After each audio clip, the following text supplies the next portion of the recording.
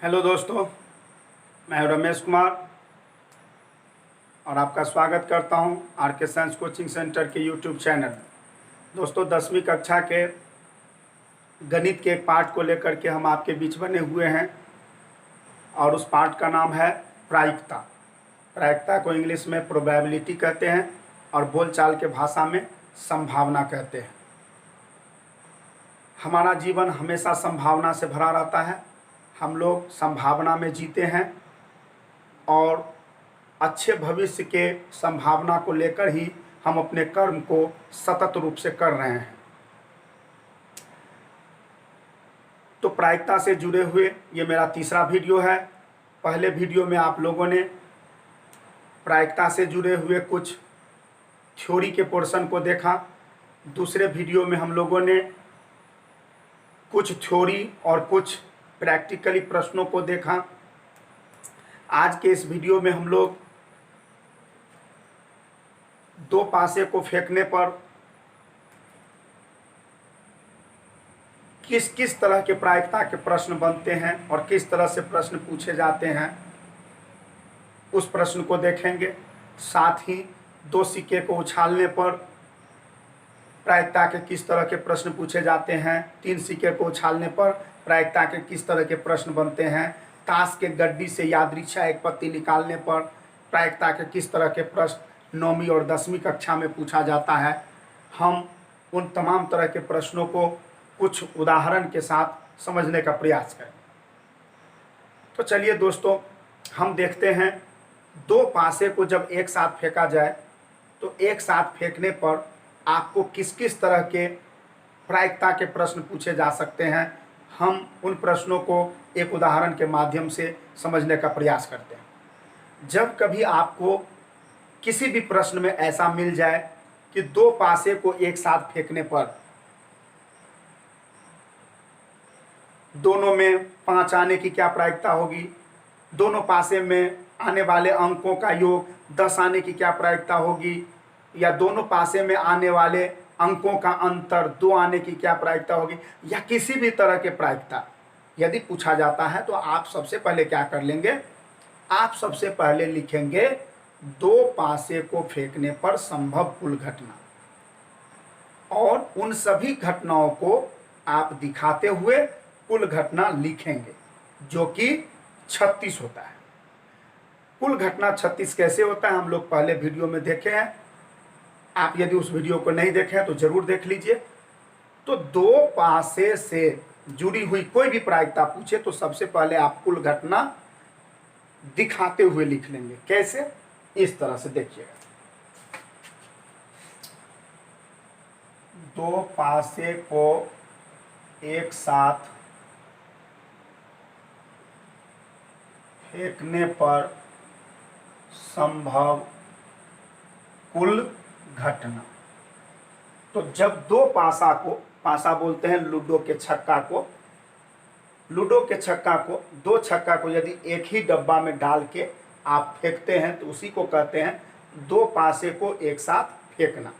तो दो पासे को जब फेंकेंगे तो हो सकता है कि पहला पासा में एक आ जाए, दूसरा में भी एक आ जाए, पहला में एक आ जाए, दूसरा में 2 आ जाए। इस तरह से कितने तरह के घटना संभव है उसको हम दिखा देंगे। इस तरह से दिखा देंगे, 1 1, 1 2, 1 3, 1 4, 1 5, 1 6, 2 1, 2 2, 2 3, 2 4, 2 5, 2 6। पहला पासा में 3, दूसरा में 1, पहला में 3, दूसरा में 2, 3 3, 3 4, 3 5, 3 6, 4 1, 4 2, 4 3, 4 4, 4 5, 4 6, 5 1, 5 2, 5 3, 5 4, 5 5, 5 6, 6 1, 6 2, 6 3 6 4 6 5 6 6, इस तरह से कुल घटना हो गए 36। तो हम दो पासे को फेंकने पर यदि कुल घटना लिखना है, सिर्फ कुल घटना लिखना है, तो ये दिखाने की जरूरत नहीं है। लेकिन जब आपको किसी घटना की प्रायिकता पूछता है तब ये लिखना जरूरी है, क्योंकि जिसका प्रायिकता आपसे पूछा जाएगा उसके घटना को खोजने के लिए आपको इसी में से खोजना पड़ेगा, इसीलिए ये दिखाना पड़ेगा। ठीक है, तो दो पासे को फेंकने पर किसी भी घटना का प्रायिकता पूछेगा तो सबसे पहले कुल घटना इसी तरह से 36 लिख लेंगे। इसके बाद जिसका प्रायिकता पूछेगा उसके घटना को लिखेंगे। जैसे देखिए, इसमें 2 नंबर प्रश्न में हमने लिया है, दो पासे को एक साथ फेंकने पर निम्न घटनाओं को आने की प्रायिकता ज्ञात करें। तो उसमें सबसे पहला प्रायिकता जो पूछ रहा है वो लिखा है 5 किसी भी पासे में नहीं आना चाहिए। 5 किसी भी पासे में नहीं आए, इसकी क्या प्रायिकता है? तो 5 किसी भी यानी दोनों में से किसी पासा में 5 नहीं चाहिए। तो ऐसे कितने घटना है इसको इसी से गिनना पड़ेगा। 5 किसी भी पासा में नहीं चाहिए, तो इसका मतलब है ये चाहिए, तो इसकी गिनती कर लीजिए। ये भी चाहिए क्योंकि किसी में 5 नहीं है, तो 2 घटना हो गया। इसी तरह से आप देखेंगे तो 1 2 3 4 4 और इसमें 6 है, तो 6 4 10 और 1 11। दूसरा सवाल में देखिए क्या लिखा है, 5 कम से कम एक पासा में आना चाहिए। मतलब दो पासे को जो फेंकते हैं तो दोनों में से किसी एक में 5 जरूर चाहिए। तो ऐसी घटना जो है, यही 11 घटना है जो अभी आपको हम दिखाएं। देखिए यहाँ पर कम से कम एक में 5 है, इसमें तो 5 है ही नहीं किसी में। इसमें 5 है एक में, इसमें 5 है एक में, इसमें 5 है एक पासा में, इसमें देखिए इस सभी में 5 है कम से कम एक पासा में, इसमें तो दोनों पासा में है।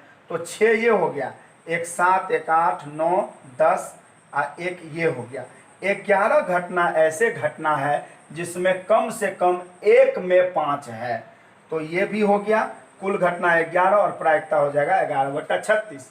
यहाँ चेंज हो जाएगा लिखने में, क्या लिखिएगा 5 कम से कम एक पासे में आने की कुल घटना बराबर 11 और 5 कम से कम एक पासे में आने की घटना की प्रायिकता बराबर 11/36 हो जाएगा। इस तरह से देखिए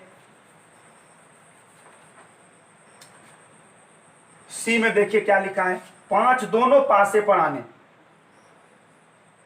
5 दोनों पासे पर आने की कुल घटना। तो आप जो इतने घटना लिखे हैं, इतने घटना में आप गिन के दिखाइए कि दोनों में 5 कितने में है। तो आप देखिए इसमें है क्या, नहीं है। दोनों में 5 की बात कर रहे हैं तो यहाँ पर है।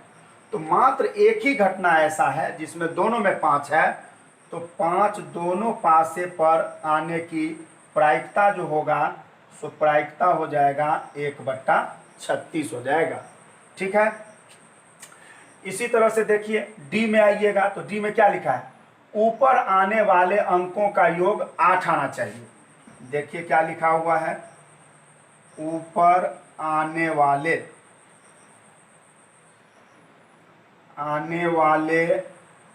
अंकों का योग कितना चाहिए, 8 आने की कुल घटना। तो आप देख लीजिए ऊपर में जो अंक आया दोनों का जोड़ 8 होना चाहिए। तो देखिए दोनों का जोड़ 8, इसमें एक भी नहीं है क्योंकि 6 1 7 5 1 6 कोई नहीं हुआ। इसमें देखिए एक यहाँ है 6 2 8, तो ये हुआ 8, यहाँ भी जोड़ेंगे तो 8, यहाँ भी जोड़ेंगे तो 8, तो 3 हो गया, एक 4 हो गया और एक ये 5 हो गया। तो कुल घटना 5 और प्रायिकता हो जाएगा 5/36। इस तरह से बना लेंगे। इसके बाद देखिए ई में क्या लिखा है, ई में देखिए ऊपर आने वाले अंकों का जोड़ 13 होना चाहिए। तो आप इन घटना में से गिनती करके बताइए कि कितने ऐसे घटना है जिसको दोनों को जोड़ने पर 13 होता है। तो आप देखेंगे कहीं भी नहीं है, एक भी घटना ऐसा नहीं है जिसको दोनों अंकों को जोड़ने पर 13 हो, एक भी नहीं है। देखिए 6 6 12 तक होगा, जोड़ने पर 12 होगा, 13 नहीं होगा। यानी कि ऊपर आने वाले अंकों का जोड़ 13 हो, ऐसी घटना 0 है, यानी एक भी नहीं है। तो प्रायिकता होगा 0/36, यानी कि प्रायिकता हो जाएगा 0। और आपको पता होना चाहिए कि जिसका प्रायिकता 0 होता है वह असंभव घटना होता है, यानी कि यह घटना कभी संभव है ही नहीं, ऐसा नहीं हो सकता है। चल अब आइए क्या लिखा है, ऊपर आने वाले अंकों का योग 12 या 12 से कम होना चाहिए। तो ऊपर आने वाले अंकों का योग 12 या 12 से कम होना चाहिए। तो इसमें सभी घटना ऐसे हैं जिसको जोड़ के देखिए तो 12 से कम आएगा। एक घटना ऐसा है जिसमें 12 आएगा, तो 12 को भी लेना है, जोड़ने पर 12 हो या 12 से कम हो। तो ये 36 के 36 घटना ऐसे हैं जिसको जोड़ने पर 12 से कम होगा या 12 होगा। यानी कि ये जो प्रायिकता जो पूछा जा रहा है इसके कुल घटना 36 है, और जबकि दो पासे को फेंकने पर कुल घटना 36 होता है, तो इसका प्रायिकता 36/36 हो जाएगा। काटेंगे तो 1 हो जाएगा। यानी कि यह जो घटना है वो बिल्कुल निश्चित घटना है, यह हो के रहेगा। अब चलिए, अब दो पासे का प्रश्न हो गया। अब हम लोग सिक्के की प्रश्न की बात करते हैं। जब दो सिक्के को उछाला जाए तो किस तरह के प्रायिकता पूछा जाएगा, ऐसे प्रश्नों को हम एक उदाहरण से समझने का प्रयास करते हैं। सिक्के उछालने का काम हम लोग बहुत करते आए हैं। किसी खेल में किस टीम का बारी पहले आएगा उसके लिए हम लोग सिक्का उछाल करके जो है देखते हैं, हेड टेल करते हैं। उसमें जो टीम जीत जाती है उसको जो है निर्णय करने का पावर आ जाता है कि वह बॉलिंग करेगा कि बैटिंग करेगा। तो इस तरह की बातें होती है, उसमें हम लोग सिक्का को उछालते हैं।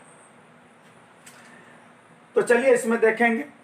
तो सिक्का को जो उछालने वाला प्रश्न रहेगा तो इसमें भी हम सबसे पहले क्या कर लेंगे, कुल संभव घटना को लिख लेंगे। इसके बाद जिसका प्रायिकता पूछेगा उसके कुल घटना को लिख लेंगे, और प्रायिकता ज्ञात करने के लिए कुल घटना को हर के रूप में नीचे, जबकि जिसका प्रायिकता पूछ रहा है उसके कुल घटना को अंश के रूप में ऊपर लिखते हैं।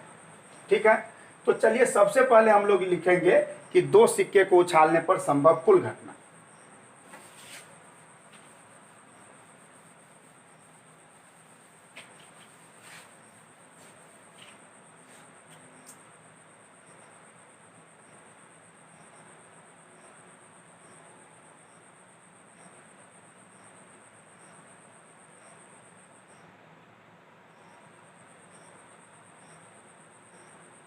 तो दो सिक्के को जब उछालेंगे तो घटना जो होगा सो होगा, दोनों में हेड आ सकता है, एक में हेड दूसरा में टेल आ सकता है, दोनों में टेल आ सकता है, या एक में टेल दूसरा में हेड आ सकता है। यानी कि कुल 4 घटना संभव है।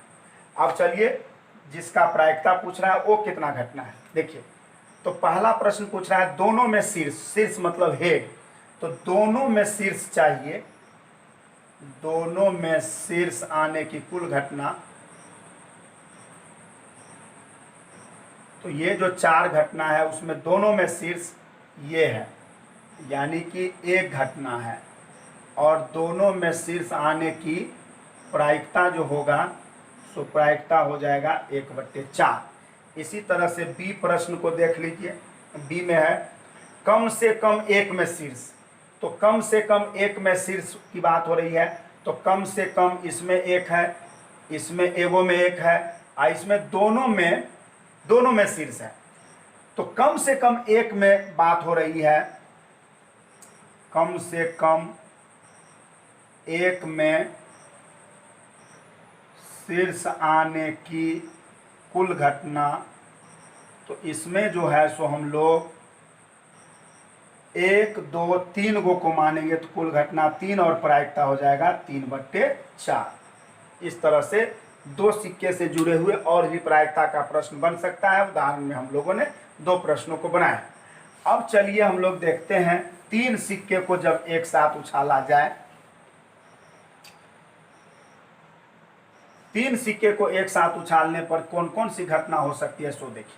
3 आदमी को एक एक सिक्का पकड़ा दीजिए और एक ही साथ तीनों आदमी उछालिए तो ऐसे हो सकता है तीनों में हेड आ जाए, नहीं तो 2 में हेड 1 में टेल आ जाए, 1 में हेड 2 में टेल आ जाए, या तीनों में टेल आ जाए, ऐसे हो सकता है।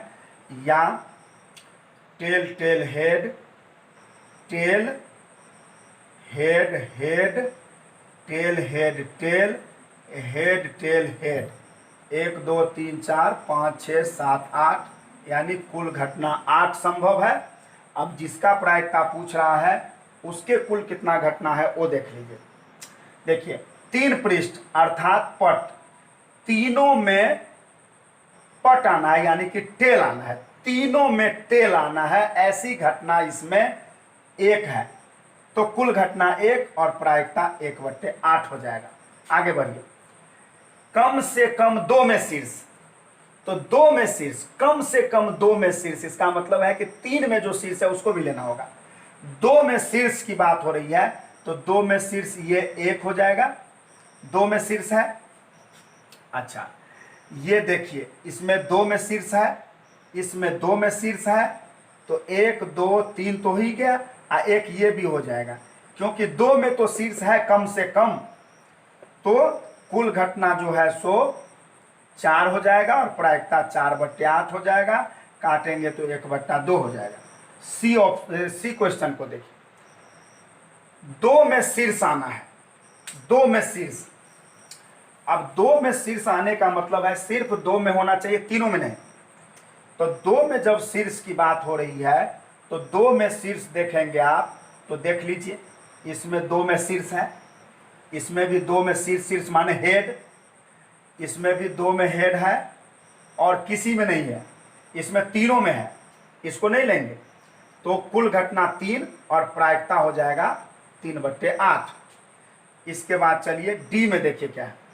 कम से कम 1 में शीर्ष, तो कम से कम 1 में शीर्ष में क्या करेंगे, 1 में जो हेड होगा इसको भी गिन लेंगे, 2 में हेड होगा उसको भी गिनेंगे और तीनों में हेड होगा उसको भी गिनेंगे, तो मात्र एक घटना को छोड़ के सारा घटना इसमें आ जाएगा, यानी ये घटना छूट जाएगा क्योंकि इसमें किसी में हेड नहीं है, कम से कम 1 में हेड नहीं है, तो इसको छोड़ के 7 घटना बचेगा, तो कुल घटना 7 होगा और प्रायिकता 7/8 होगा। इसके बाद देखिए एक शीर्ष आने की प्रायिकता, मतलब कि 3 सिक्का में से सिर्फ एक ही सिक्का में हेड आना चाहिए, तो ऐसे घटना देखिए एक ही सिक्का में हेड तो आना चाहिए, तो एक ये आ जाएगा, देखिए एक ही में हेड है, एक ये आ जाएगा, 2 हो गया, एक ये आ जाएगा, 3 हो गया, तो कुल घटना 3 हो गया और प्रायिकता 3/8 हो जाएगा। चलिए तो 3 सिक्के के प्रश्न को भी हम लोगों ने देख लिया। अब जो है सो ताश के गड्डी से किस तरह के प्रायिकता पूछे जाएंगे इसके बारे में भी एक उदाहरण से हम लोग समझने का प्रयास करें। तो ताश के गड्डी में 52 पत्ते होते हैं, हम लोग जानते हैं, और ताश के प्रायिकता को जानने के लिए ताश में कुल पत्ते की संख्या, इसके बाद कितने तरह के पत्ते होते हैं उसके नाम, अंग्रेजी वर्णमाला वाले कितने पत्ते होते हैं, गिनती के अक्षर वाले कितने पत्ते होते हैं, काला पत्ते कितने होते हैं, लाल पत्ते कितने होते हैं, लाल में भी लाल पान पत्ते कितने होते हैं, ठिकरी पत्ते कितने होते हैं, काला में चिड़िया पत्ती कितने होते हैं, काला पान पत्ती कितने होते हैं, इन तमाम तरह का संख्या जब तक आपको याद नहीं रहेगा तब तक आप ताश के गड्डी से पूछे जाने वाले प्रायिकता के प्रश्न में गलती कर देंगे। तो हम लोग पहले वीडियो में इन सभी पत्तों के कुल संख्या को नोट किए हैं, अगर आप वो वीडियो नहीं देखें तो जरूर देख लीजिए, ठीक है। तो चलिए हम लोग देखते हैं। ताश के 52 पत्तों की एक गड्डी से चिड़िया के राजा, रानी और गुलाम निकाल लिया, यानी 52 पत्ता में से 3 पत्ता निकाल लिया, तो 52 में से 3 चला गया तो कितना बच गया, 49 बच गया, 49। तो अब 49 पत्ता रह गया, 49 पत्ते में से यादृच्छा एक पत्ता निकालते हैं, तो ये पत्ते आने की क्या प्रायिकता है, ये प्रश्न आपको बनाने हैं। तो चलिए हम लोग पहले तो कुल संभव घटना लिख लेते हैं। ताश के गड्डी से क्या कर लिया गया है? चिड़िया। चिड़िया के राजा रानी और गुलाम को निकालने के बाद कुल पत्ते बराबर 52 माइनस 3 बराबर 49। अब चलिए, तो 49 पत्ते हैं तो कुल संभव घटना 49 हुआ। अब हमको जिसका प्रायिकता पूछ रहा है उसके कितना घटना है वो देखना है, फिर प्रायिकता देखना है। एक लाल पत्ता आने की प्रायिकता, तो आपको जानना चाहिए कि लाल पत्ता आने की कुल घटना, यानी लाल पत्ता 26 होते हैं तो लाल पत्ता आने की कुल घटना 26 होंगे, और लाल पत्ता आने की जो है वो प्रायिकता जो होगा सो प्रायिकता हो जाएगा कितना? 26/49। तो पहला क्वेश्चन हो गया। दूसरा क्वेश्चन देखिए, दूसरा क्वेश्चन देखिए, एक राजा आने की प्रायिकता। एक राजा आने की कुल घटना, तो राजा का जो पत्ती होता है वो 4 होता है, लेकिन 4 में से एक राजा निकल चुका है चिड़िया का, तो 4 माइनस 1 यानी 3 पत्ती रह गया है। तो राजा आने की कुल घटना 3, और इसका प्रायिकता जो हो जाएगा, इसका प्रायिकता हो जाएगा 3/49 हो गया। अब तीसरा क्वेश्चन देखिए क्या है। एक चिड़िया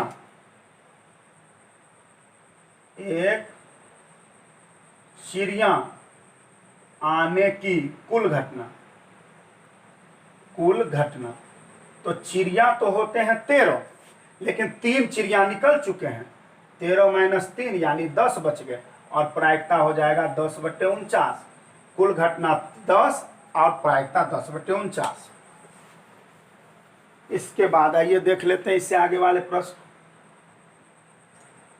लाल पान का 10वां पत्ता, लाल पान 13 होते हैं, लेकिन 10वां पत्ता यानी दहला, लाल पान का 10वां पत्ता, दहला पत्ते 4 होते हैं, लेकिन 4 में लाल पान एक ही होते हैं, तो पत्ता जो है आने की कुल घटना, तो कुल घटना 1 और प्रायिकता हो जाएगा 1/49।